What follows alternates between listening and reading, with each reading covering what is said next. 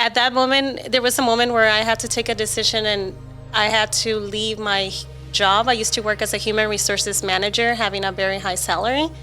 But when it was time to decide, I was having a hard time deciding if I was going to only focus in my career as an HR manager or if I was going to become a full-time keynote speaker. I was having dinner with my mom one day, and I told her that I was struggling and making a decision. And then that's when my mom told me, well, if you have to decide between speaking and your job, go and speak, because that's a gift from God, and your job, you can get it anytime.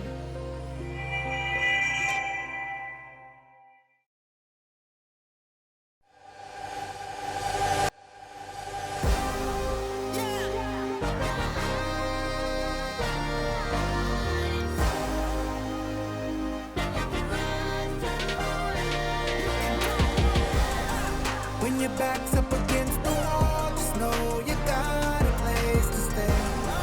I know sometimes it gets hard, but all you gotta have is faith.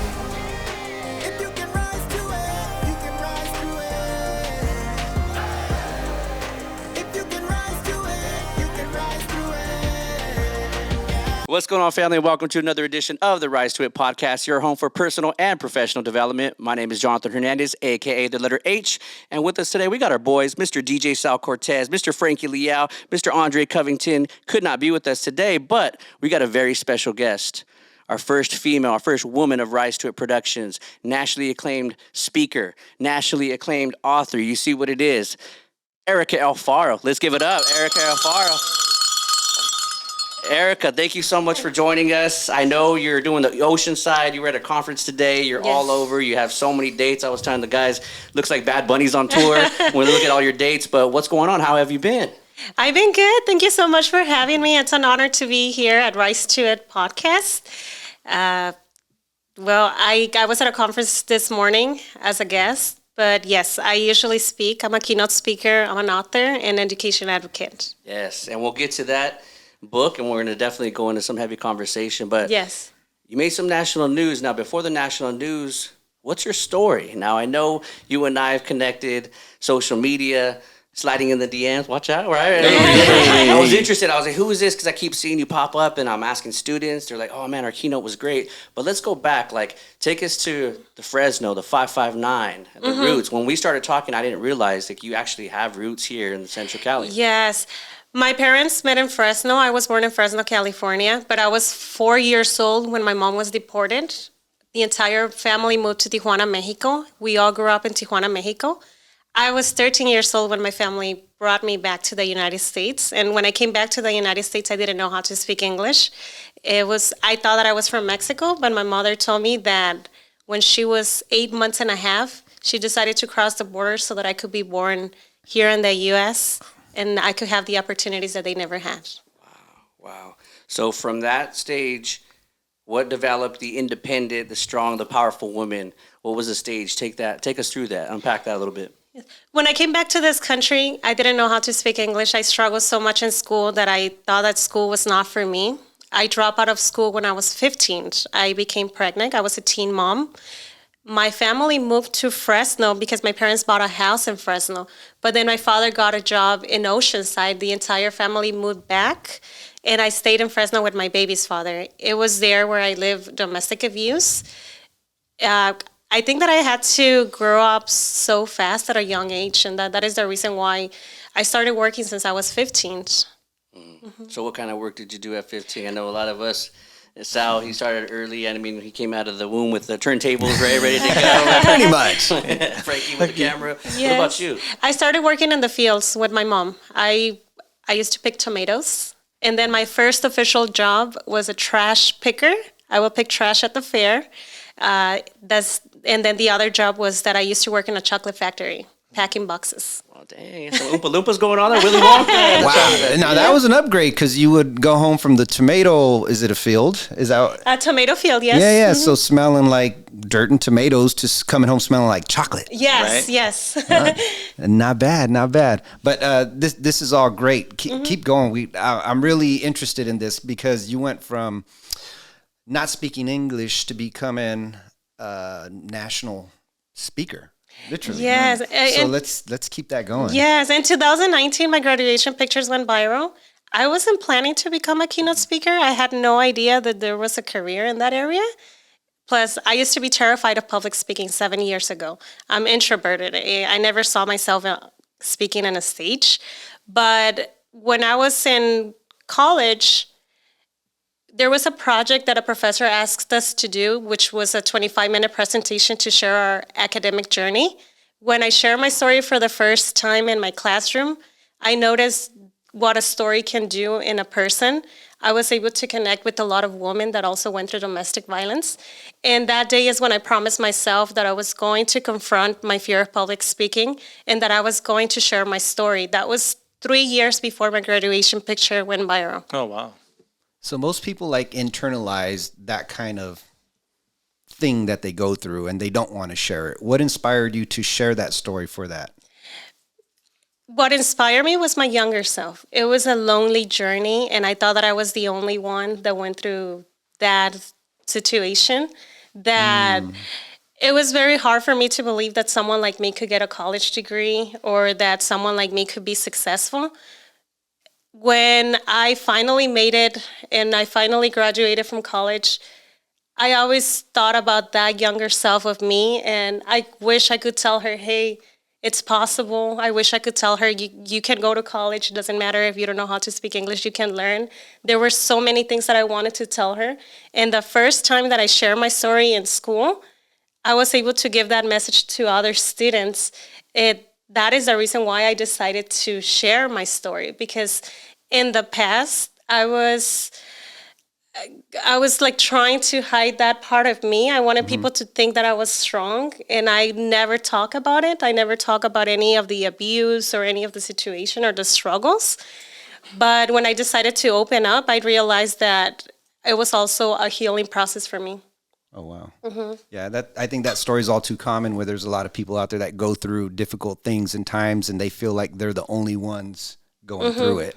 So you sharing your story, and I got to see it twice back to back for a couple of events that we did a couple weeks ago, and it was amazing for me to hear that and see the connection between staff or students or anyone listening to you. Thank you, Sam. Yeah.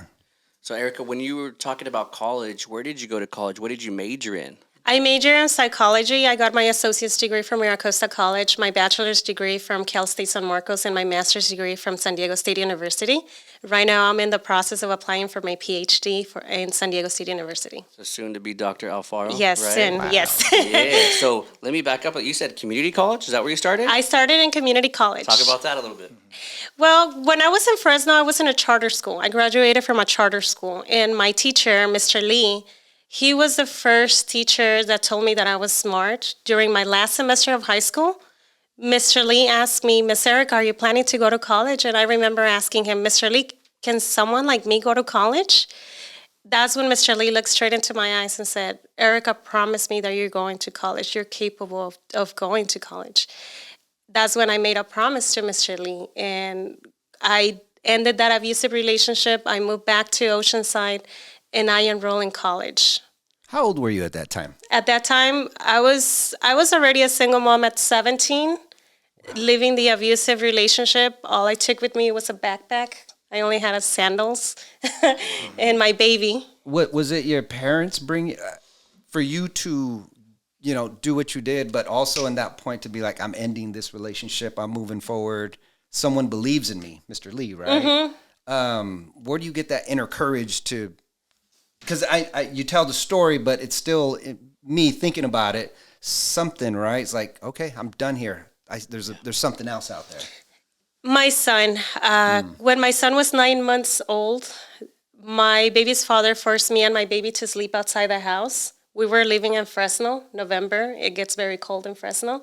And that night, I realized that it was no longer about me, that he was also going to abuse my son. That is the reason why I got that courage of leaving that relationship. Your mama bear instincts. Yes, yes. Mm-hmm. They're strong. Definitely.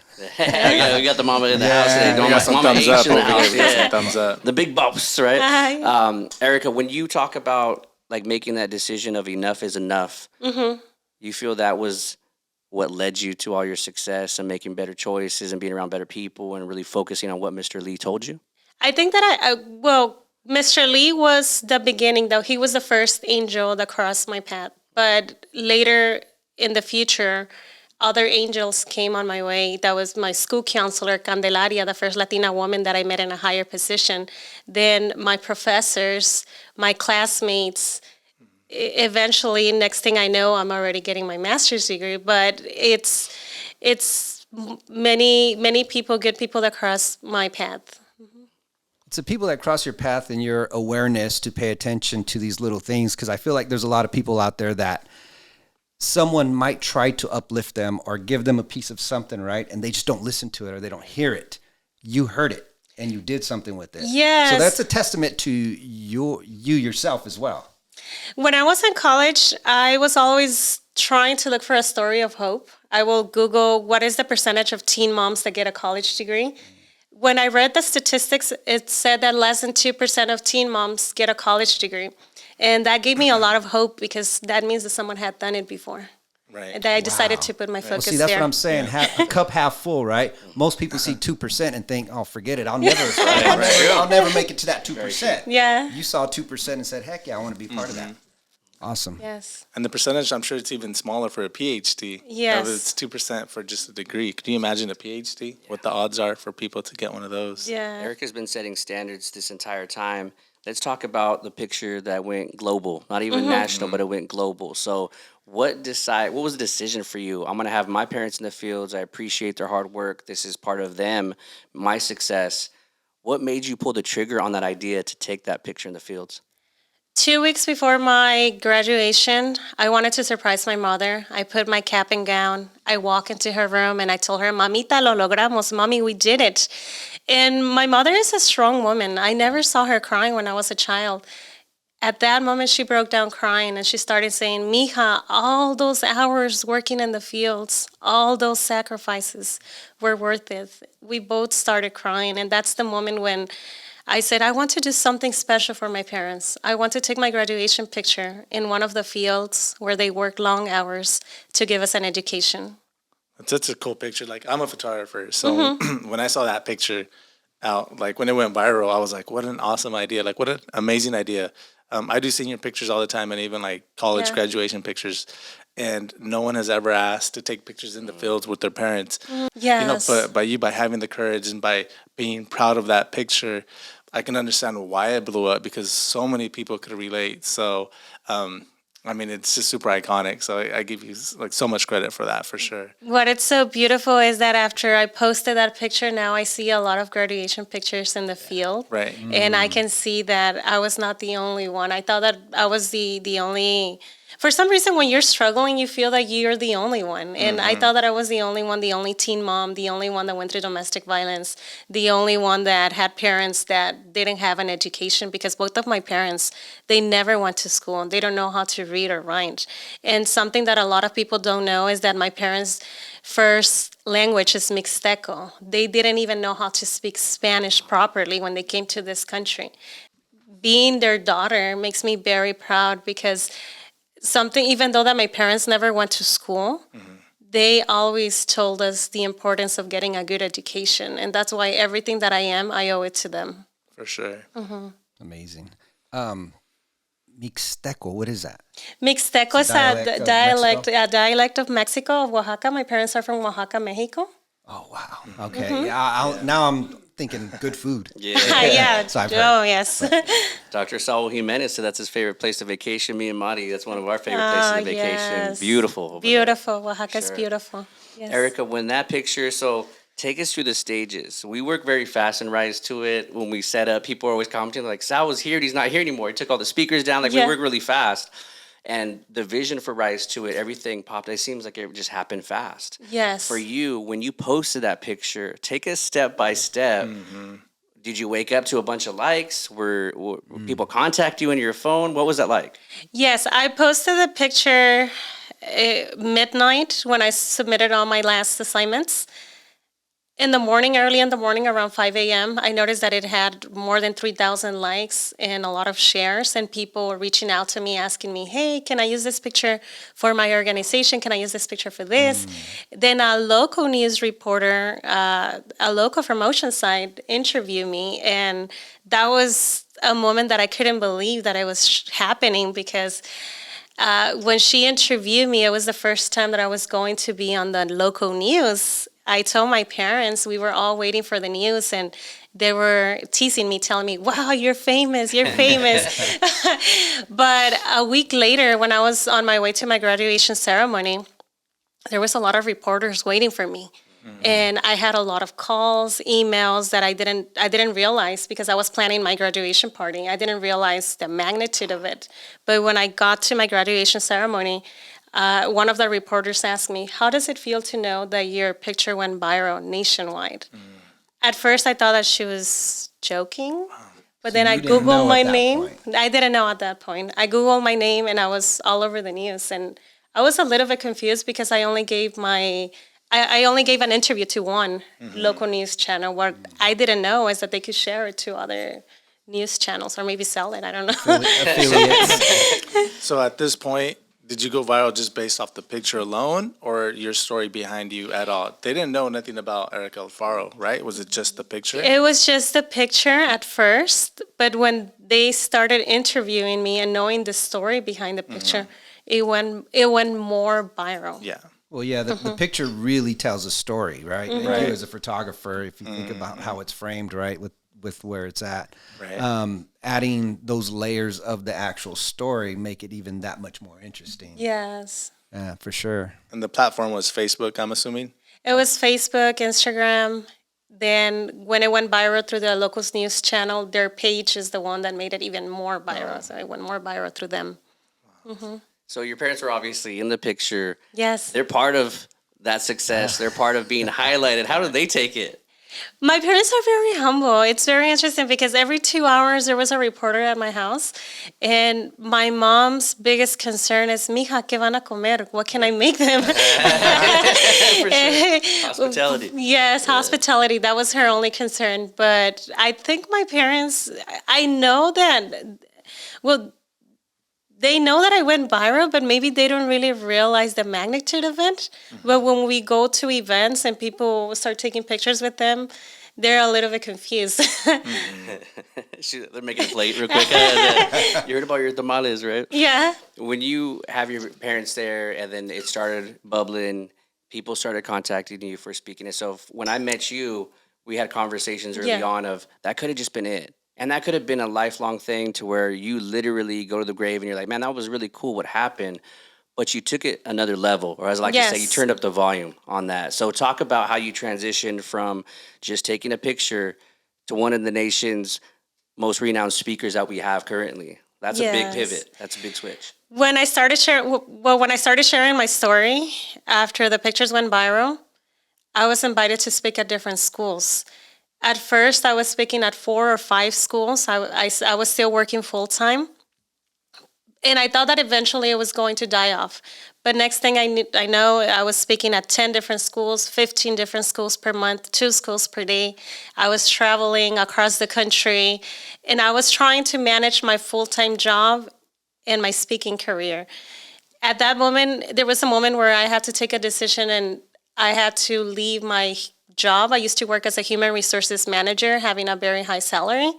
But when it was time to decide, I was having a hard time deciding if I was going to only focus in my career as an HR manager, or if I was going to become a full-time keynote speaker. I was having dinner with my mom one day, and I told her that I was struggling and making a decision. And then that's when my mom told me, well, if you have to decide between speaking and your job, go and speak, because that's a gift from God, and your job, you can get it anytime.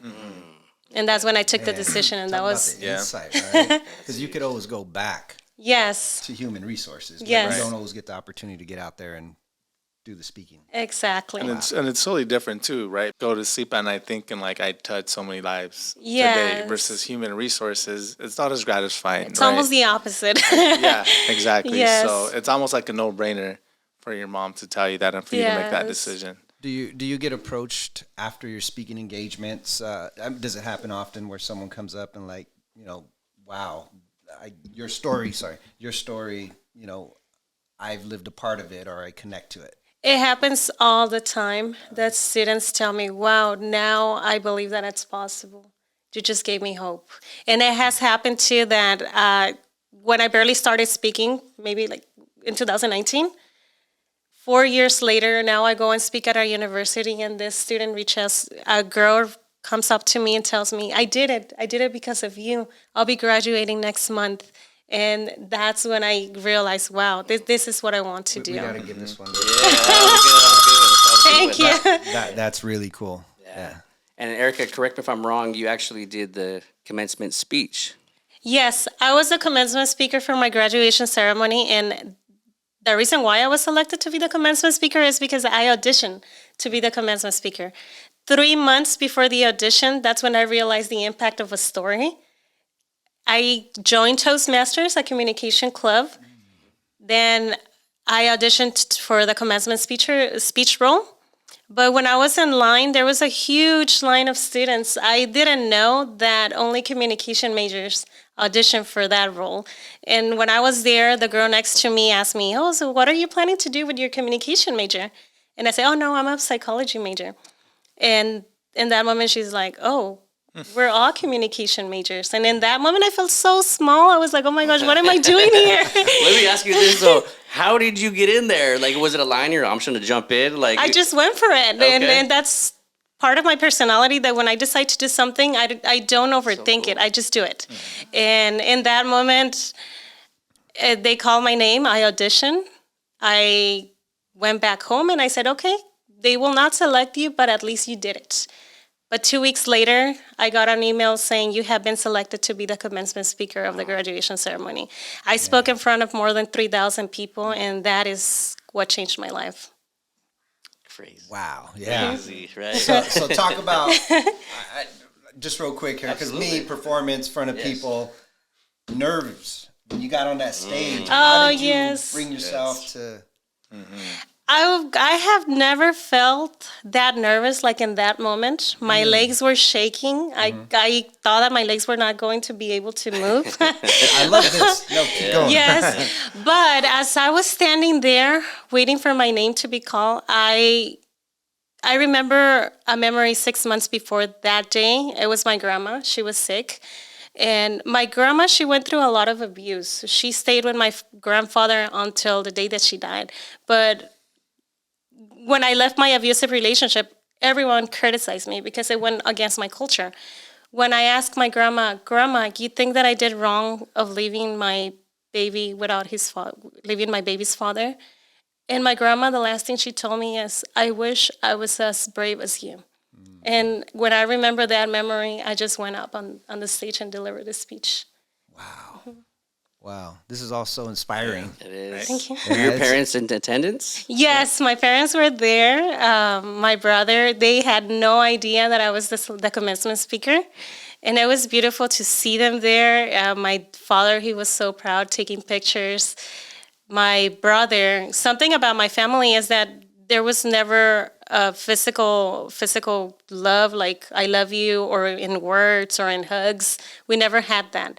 And that was the first time that my brother hugged me and told me that he was proud of me. Mm-hmm. Man, so you come from an old school, Very Mexican old school family. Same here. For some reason, I don't know why it's that way in the Mexican culture. My brother was a victim of a homicide in the early 2000s. But until that actually happened, I had never received a hug from my father. Yes. And after that happened was the first time that I actually got like a real embrace and I love you, Yes. mijo. But prior to that, I'd never. So it's wild that it takes extreme things, right? Yes. Positive, negative to create that. Hopefully, I don't know that it's changing. I feel like little by little, right? times are catching up, but I think it takes stories and people like you to keep doing that to help inspire and motivate people. What I know now that I'm an adult is that my parents never had that. They couldn't give something that they didn't have. But now that I know, my sister, my brother, and I, we are the ones that go and hug my parents. We are the ones that tell them we love you, and they're actually learning from us. Now my mom does the same thing. She hugs me and she says, "I love you." Weird at first. You give them a hug and they're like, it was weird. It's weird, yes. But we're teaching them. Good. With your parents, Erica, your mother, and I've heard a lot about your mother, but your father too. What do you see? Are there both qualities that you have, or do people often say you're like your mother? What's up with that situation? I think I'm a combination of both, but I think I'm more like my mother. My mother is very determined. If she wants to do something, she'll do it. Just knowing that she crossed the border when she was 8 months and a half pregnant of me, you can see her personality. My father was against it, but my mother is like, no, I'm doing it. And she did it after the 6th attempt. A week later, I was born here, and it's because of her. I think I have her personality. I like that. And I'm sure she's driven, right? Very driven, yes. Very driven, a based on strong that woman. little short story Six- there, you know for six sure times. she was. Yes. 6 times. She's driven. Very driven. So, Erica, you're doing speaking now across at this point, right, around the country. When did it click for you, like, this is really what I want to do, this is what I want to pursue? And I'm sure because maybe a traditional Mexican family, they couldn't quite understand you doing this as a career. So explain that for our viewers, because we often get a lot of students, college students, even high school students that are going into a major that's not as popular, especially within their family, and like an entrepreneurship, right, for all of us. But for you, how did you explain that this is what I'm going to be doing full time, this is what I'm doing? And do you still have pushback like, no, I think you should do this, right? How did you go against the grain?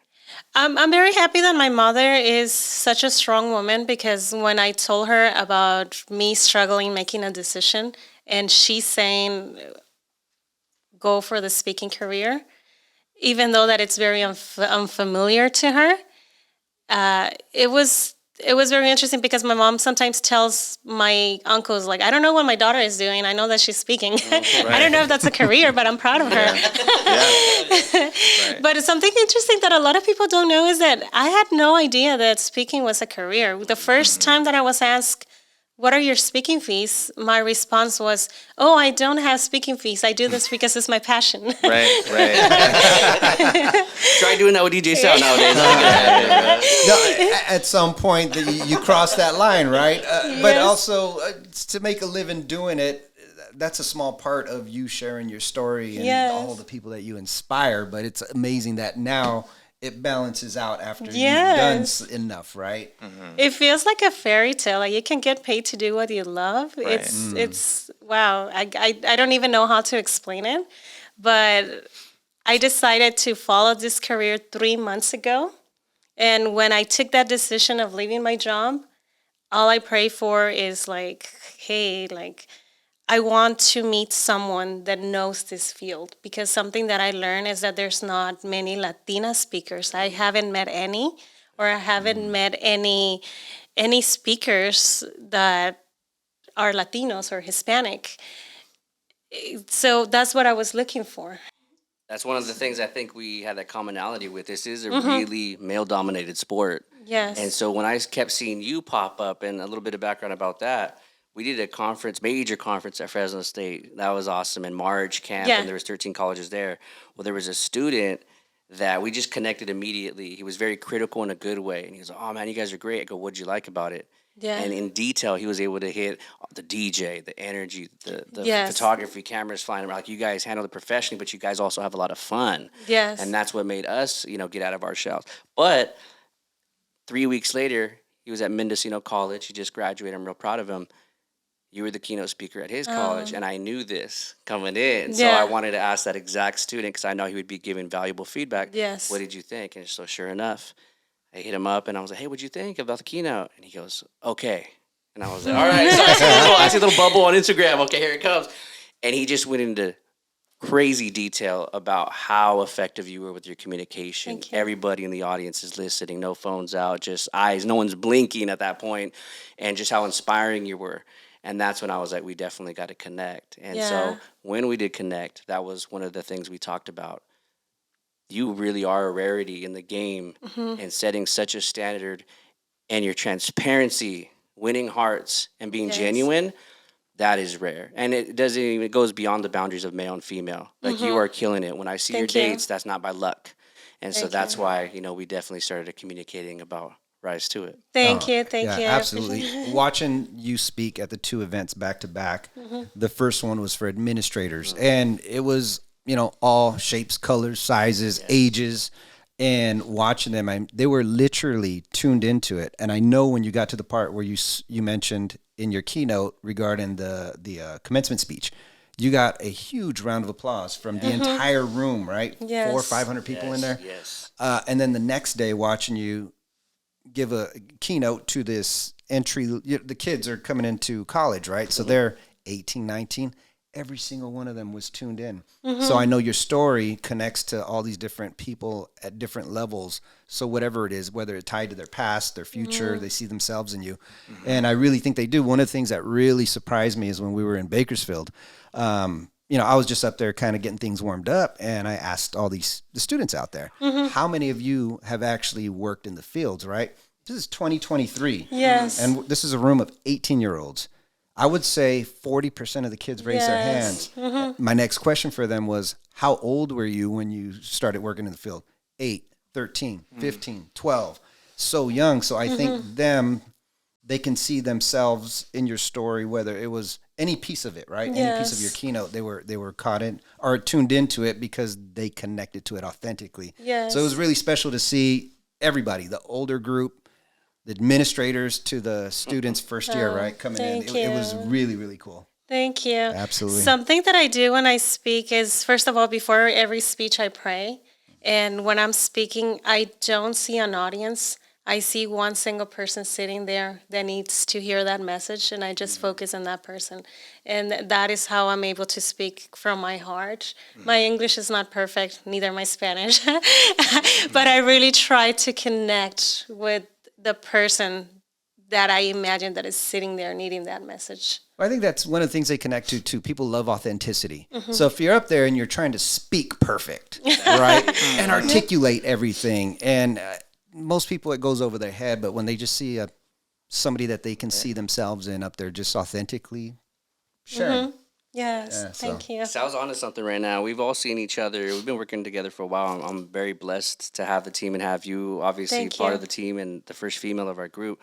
But we've all seen each other nervous. We really do care when we're out there. I've seen Sal nervous. He's seen me nervous. I think one of the bigger ones for both of us was New Orleans. Like, I was literally shaking. And I know you too. And so, but it was great because I felt for you, Sal, that was probably one of the more highlighted venues, arenas, demographic of people that we hit. And it was just beautiful because it wasn't perfect. And I always Yes. tell my students in speeches, I go, practice makes what? They always say perfect. I go, no, practice makes improvement. Yes. Every single time you do this, you're going to build more and more confidence. And I go, I do this for a living professionally in this class, believe it or not, with my slang, right? But nevertheless, I'm like, I always mess up. Yeah, But I'm okay. always adjusting, and that's one thing I'm learning about Frankie and Sal. We do that. We're able to do that in Dre, and so it's just beautiful, your story. And it's never the same. It really never. You Never the switch things up on a dime, and Yeah. you really do tailor your message to the audience. Yes.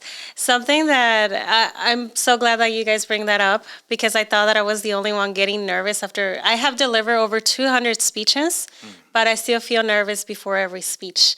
5 months ago, I went to Atlanta, Georgia to be mentored by Les Brown. The first question that I asked him is, Mr. Brown, when am I going to stop getting nervous? And he said, the day that you stop getting nervous is the day that you shouldn't be doing it anymore. I want to do that. Let's Brown real quick. Those are facts. Those are facts. When you're comfortable and you're like, I got this. Now you're not paying attention to what's happening, right? Now it's all about you and your whatever ego.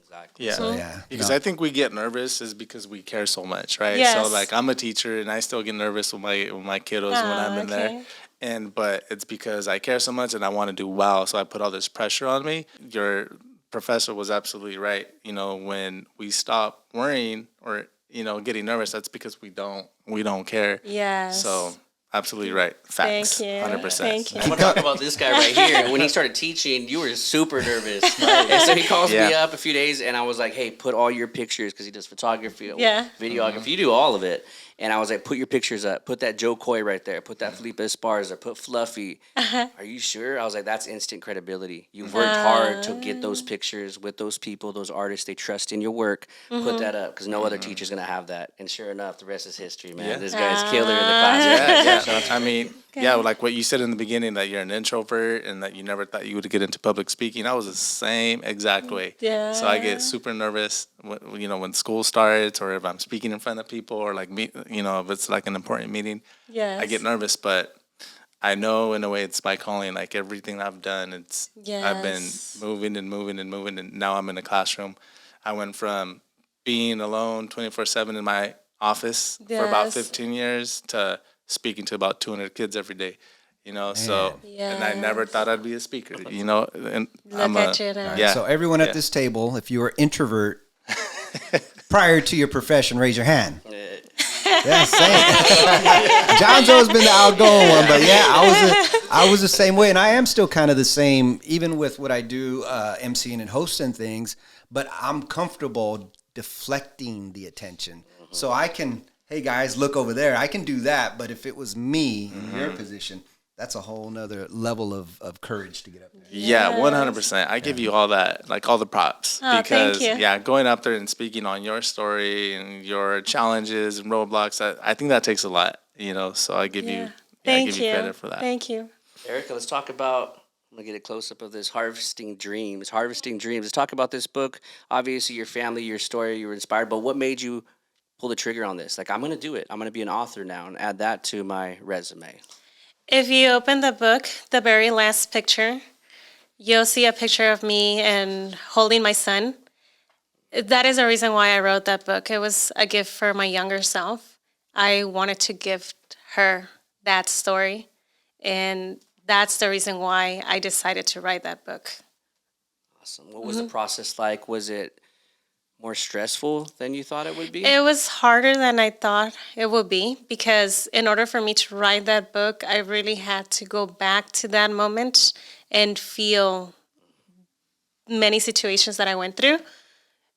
But it was also a healing process. I thought that it was going to be a little bit easier now that I have shared my story many times. But when you're writing a book, you have to put yourself there and feel it again. That was a difficult part. Also, the writing process. I'm not a writer, and that's another thing that I used to tell myself, well, I'm not a writer, maybe I should take writing classes. And I did, but I already had the draft of the book, and I was already writing my story. Then I realized, writers write. So if I start writing, then I'm a writer. And I just continued and continued. Then I started sharing my story with other professors, asking them to read it and give me feedback. They will send me feedback, and then I will send it to another author and ask the author to read it. Eventually, it became a process of almost a year. But when I was the time to finally publish the book, I got scared a little bit, because I'm very vulnerable in that book. I remember telling my husband, I don't think I can do it. This is just too much. But then I told him, well, if I can make a difference in one person's life, then it's worth it. And if I sell one book per year, then that will be great. I have sold over 6,000 copies in less than a year.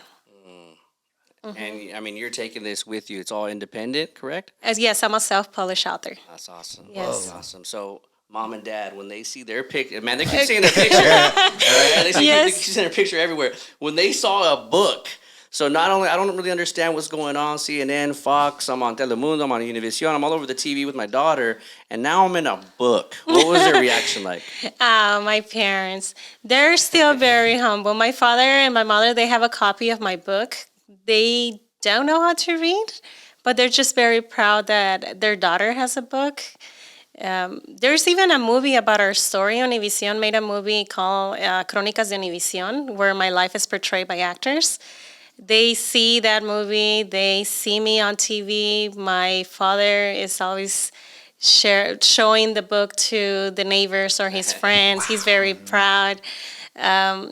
but they're just very humble, very humble. They don't really, they show it to people that they know, but if they go to a place or anywhere, they never mention anything.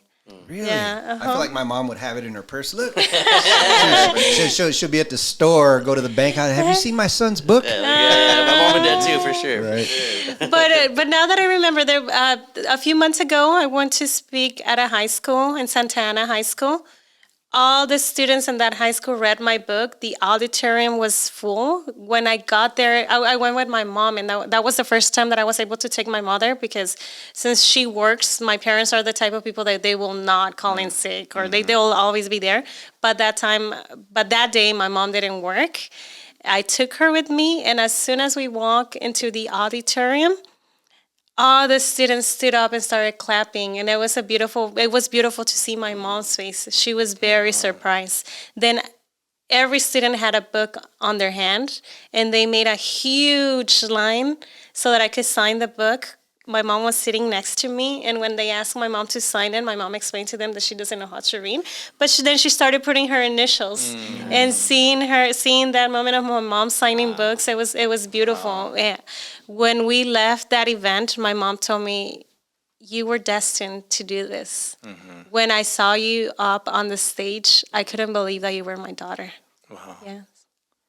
So beautiful. That is crazy. So every student in that room, they knew you were coming to speak. That is a great, just a great way to bring you into this engagement, right? So they read your book, and then now the actual person is up here. I almost feel like a Netflix movie's coming up, right? I know. The book was nominated as a finalist of books made into movies. There is a possibility that it might become a Netflix Look at movie. that. Yeah. Oh, wow. Hey, we're gonna Can make you our sign- cameos. We're gonna make our cameos, bro. Can you sign this for me real quick? We'll definitely have a lot of time working Yes. together and doing all that. But yeah, we Yes. definitely want to be in the movie. I'm just saying. Start choosing your character. We're gonna twist the peace sign, right? Who's gonna play me though? I'll be field worker number 3. You know who's gonna play you? Right. Frankie Quiones, dude. Creeper. I'm down with that, bro. That'd be cool. That'd be an honor, man. For sure. Erica, so rise to it. All right. So you could have literally picked any group to join. It was about time. That was one of our critiques. You guys got to get a female, man. You guys are great, but you guys need a female. And I was like, just wait for it, right? And God had that plan, man. And when we got introduced, why rise to it? Like, how did this happen? Where did you like, I want to join this group? And what was your experience? Because we did talk about that. Your first experience with us. Talk about that. Okay. Other agencies have reached out to me, but I was looking for someone that I could relate to, that is speaking to the students that I want to speak to. Because you sent me a friend request first, I look at your profile and I realized that you were from Fresno, from this area. I became very curious, but I remember sending you a message and asking you if we could meet via Zoom. We scheduled the appointment, and I let you know that I was interested in having a speaking manager. I told you that I've been speaking, that I have never reached out to any schools. I don't know how to do that. That all the speeches that I have given are based on referrals, but that I wanted a manager. And that was the end of the conversation. All I was waiting for is for you to send me an email or give me a call and say, hey, I can do it. The days were passing. Maybe 2 weeks later, you sent me a long email saying, I spoke with my wife, and my wife believes in me, and I know I can do this. And I said, he's the guy. Nice. Yes. Yeah, Monty threatened me, all right? She said, you better reach out to her now, all right? Yes. Or I'm going to reach out to her, right? You know, the Yes, best and things now- really are organic. Oh yeah. And it sounds like you, from the get-go, this has been an organic path that's been created for you. And it's really cool how this is all coming together. So your mom's right. You were meant for this. Thank you. And also, I am very happy that God is putting the right people in my path. But also, you also asked what was my experience the first time that I gave a speech with Rise to It.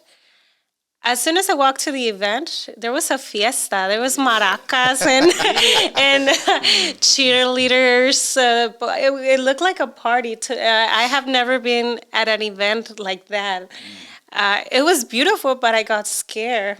I always, I always felt nervous before every speech, but this time I was literally freaking out. Just hit a little different with the maracas. Yeah. And then you guys have such a beautiful energy. It sounds like a party. It's full of energy. And here I am getting ready to share a vulnerable story. And I'm like, oh. Well, I think that's one of the coolest things, your vision for what we do, right? Getting people into the room and psychologically it resets everyone, right? So when you walk in, you said it felt different. And that's the experience I believe we strive to create. So as anybody that's walking in that room, it's like a little bit of a jolt, right? Like, whoa, what is this? So now you're instantly, you just walk through that door and it's like a portal into a whole different scene. And the idea behind that is to set it up so that the message hits different. And it was beautiful. It's just that I didn't know what to expect. And when Dr. H said that we were going to do a lip syncing, I was like, oh no, he's going to make me sing. The golden microphone right there.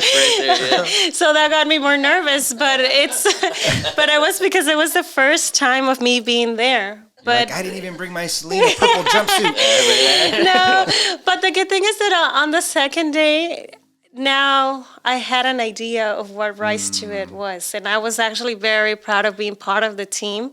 I felt more relaxed and I felt more comfortable. I was able to deliver my speech more like I used to in the past compared to the first time. Well, as a spectator watching both of them, you couldn't tell. I couldn't see the nerves. Okay. So it felt the same. The only thing that I did see was that you actually changed gears in a little different way to connect with a different age demographic.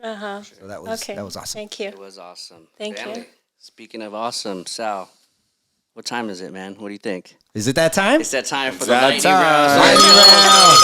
So go ahead and explain it to Erica. She's in the hot seat right now. Now I'm Lightning getting round. Go ahead, scared explain. again. All right. So the lightning round is a series of questions, right? So I'm going to throw 3 questions at you. You'll have 15 seconds to answer those questions. When I'm done, Frankie's going to shoot 2 questions at you. So 10 seconds each. And then once we get to H, down to 5 seconds per answer. Okay. Right? So that means it's really a lightning round. And I go light. So my job is to warm you up for the heavy questions. Okay. Are you up for that? I'm ready, yes. All right. Clock is on. Are we ready to go? We're ready to rock. All right. Here we go. My question for you, first one, and this is going to be a quick answer. Crocs or huaraches? Oh, Huaraches. Huaraches. Hey. All right. Let me see here. Food. I know you do a lot of traveling, right? So you guys are all over the place. And I know when I'm somewhere, when I'm on a trip, I always look for comfort food, right? Yes. What is your go-to comfort food when on the road? Ooh, breakfast burritos. Breakfast burritos. Yes. Okay. So no matter where you are, even if you're in Wyoming, you go look for a breakfast burrito? Yes. she's gonna go get a McDonald's breakfast burrito. This is not part of the lightning question, but are we going for like sausage, chorizo, ham and papas? What are we doing? Huevo, jamón y papas, eggs. That's ham it right and there. papas. All right. So while traveling, because I'm really interested in this whole traveling thing. I love traveling personally. I try to, take a couple of trips a year, but you get to do it for a living, right? So here we go. For accommodations, do you prefer hotel or Airbnb? Hotel. Hotel, really? Yes. So you don't like the With home? free breakfast. Hey, Best Western. Keeping it real. Best Western, right? Part 2 to that question. Have you found a hotel with breakfast burritos? No. So I'm feeling a breakfast theme here, right? Yes. So, all right. So I took it easy on you. My last thing is when you're getting motivated, right? I'm a DJ, so music is my thing. When I'm getting pumped up for something or I'm going somewhere to get myself in the mode to go, right? I'm always looking for something to get me pumped and just that something's going through my earbuds. What is your go-to song, whether it's for working out, traveling, getting inspired, song or artist? What's your favorite for Eminem, Lose Yourself. Hey. Ooh, I didn't see that one coming. You might have to, at the end of this podcast, drop that on the outro, right? I'll put Erica with the black beanie. I go into the chola mood. I love it. All right, we're going to throw it over to Frankie. Frankie. All right, Erica. So I have a bunch of food ones too, and I have Okay. like one speaking one. So are you ready to go? I'm ready, These are yes. quick answers. So you Okay. go to a taco truck, tacos or burritos? Tacos. ¿De qué? Tacos de asada. Favorite cereal? Ooh, cornflakes. Corn tortillas or flour tortillas? Flour tortillas, but gluten-free. Right, you're going on a vacation. You're going to go to the mountains or the beach. Mountains. And last question, you're going to a speaking engagement. Would you rather have 50 people in the crowd or 5,000? 5,000. 5,000. You're like my daughter. So my daughter does music, and she shines when she's in front of 10,000 people versus 200 people. I feel less nervous when there's more people because they look like ants. Right. Very tiny. Wow. Yeah. So bouncing off of that, what is the largest crowd you've gotten to actually speak in front of? Audience. 3,000. Those are my questions. Thank you so much, Erica. Thank you, You're awesome. Erica, all right, ready to go like a green light. Here we go. Who's Erica Alfaro's celebrity crush? Ooh, Her husband's in the room, so The Rock. Did you say The Rock? Yes. Okay. Oh, hey. La piedra. you admire his work ethic, right? Yes. What's Erica Alfaro's go-to cheat meal? We were talking about food. Ooh. Quesadillas, maybe? Okay. No? Yeah. Okay. Guess it is. Non-alcoholic drink of choice. Piña colada with no alcohol. Pina colada. All right. Erica Alfaro's favorite music artist. Selena Quintanilla. Okay. All right. Check this one out. Music, but a little remix. The surprise music artist. Someone that we're looking through your playlist. We're like, wow, I didn't know you would listen to that. That's good. That's good. Bronco. Oh, wow, taking it back. Dang. Old school. Yeah. Okay. Favorite vacation spot. Ooh, Oaxaca. Yes, Nice. I love Oaxaca. Television show or series? Series. Okay. What series? Ooh, last one that I saw was You. But every time that I see one, I don't sleep. So I stopped doing that. I finished the entire season in a day. Whoa. Now, that's some two. serious binging. Yeah. Yep. No wonder she didn't answer my call the other day. She was binge watching for 2 days. I do We got some not. gigs, man. You're like, this dude better not move into my neighborhood. Right? What do you take your time with this one? What do you enjoy most about going from state to state, speaking not only women but just speaking life into others? What do you enjoy most about that process? The people that I meet. My major is psychology. I have always been interested in human behavior, and I love to meet new people and connect with them. I think that's the best part of traveling, and also the food. Excellent. So she fits right in, man. I feel like food has been Right. through this lightning round. We're showing our true colors here. No, they're big on food, and that's one of the Yes. things we talked about immediately. We went to go actually with Monty and then Jose. We all Yeah. went to, and we were just vibing off of food. So, on behalf of the team, like this is literally, like DJ Sal said, like an organic fit. Yes. And I'm just excited to be Thank working you. with you. We're all learning from you. We're all learning from each other. Yes. But again, I don't know anybody that has been killing it like you have, and you're going to continue to kill it. And so we're just really excited to collaborate and keep you. this movement rolling forward for sure. Thank you, and I'm very happy to be part of this team. I'm very proud of Rise to It. I have seen you guys work, and I'm really looking forward to what the future holds. Excellent, excellent. Family, with that said, 2 fingers spread. Try your best to stay positive. And as always, if you can rise to it, you can rise through it. We'll catch you Yeah. later.